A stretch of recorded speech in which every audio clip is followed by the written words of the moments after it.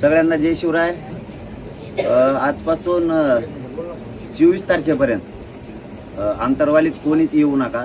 म्हणजे सामान्य बांधव पण, भावी आमदार पण, इच्छुक कोणीच प्लीज येऊ नका। आम्हाला जरा मतदारसंघ कोणचे निवडायचे, लढायचे यासाठी ठरवायचे।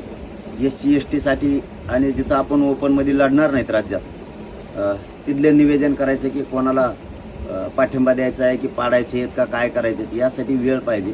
इथं सारखे सुरू आहेत। आता 3 वाजत आलेत, मला वाटतं 2:30-3, तरी माणसं सारखे फोटो काढायचं हे करायचं। मग निवेदन करायचं कधी? आम्हाला निवेदन करायला खूप अडचणी व्हायला लागल्या। एकाही बांधवाने 2-4 दिवस इकडे येऊ नका ही सगळ्यांना हात जोडून विनंती।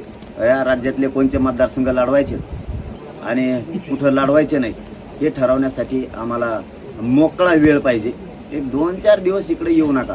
इकडं सारखी गर्दी झाली आणि या गर्दीमुळे फोटोच्या नादात आमचा आजचाही दिवस 21 तारीख आहे।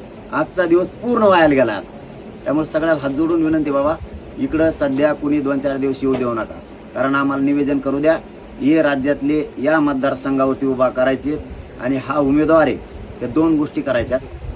SC STच्या राखीव जागाबद्दलही निर्णय करायचा आहे आणि जिथं महाराष्ट्रात मराठा समाजाचे किंवा सगळ्या जाती धर्माचे उमेदवार आपल्याला उभ्या करायचे नाहीत तिथलं सुद्धा आपल्याला एक आढावा घ्यायचा आहे की तिथं कोण निवडून येऊ शकतात आणि मराठ्यांनी मतदान एखाद्या उमेदवाराला दिल्यावर तो निवडून येईल का, त्यालाच मराठ्यांचं मतदान द्यायचं आहे। यासाठी आम्हाला पूर्ण आराखडा तयार करायचा। तुम्ही बांधव इकडं आल्यामुळं सध्या चुकच लई आहे, ते इकडं आल्यामुळं आम्हाला काही काम करता येत नाही आणि मग प्रत्येकाचे 2-2 मिनिटं फोटो जरी म्हणलं तरी 2000 लोक यायला लागले आणि दिवसाचा मग हे 24 घंटे पुरणार कशी?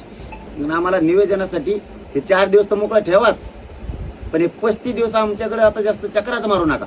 हे 30-35 दिवस निवळ हे 5 वर्षे शान वाढवणारे हे 30-35 दिवस आहे। 30-35 दिवसाच्या राजकीय निवडणुकीच्या काळात सगळ्यांनी शक्यतो आपण आपल्या गावातच थांबा ही सगळ्याला विनंती आहे। धन्यवाद।